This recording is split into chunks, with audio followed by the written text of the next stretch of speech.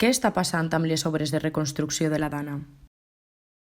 Els treballs s'estan duent a terme de manera agressiva i estan causant danys ambientals evitables, impactant negativament paisatges i espais d'alt valor ecològic a les comarques de la Ribera Alta, la Foia de Bunyol, la Serrania i la Plana d'Util-Requena, alguns d'ells inclosos dins la xarxa Natura 2000.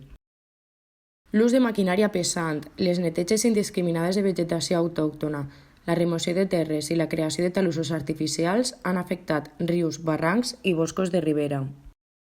Aquestes intervencions no són puntuals, afecten grans extensions i es desenvolupen sense estudis ni garanties ambientals. La reconstrucció ha de ser responsable i respectuosa amb els ecosistemes, no destructiva. És inadmissible aquesta manera d'actuar, que amplificarà riscos i danys davant futurs episodis com els d'octubre de 2024.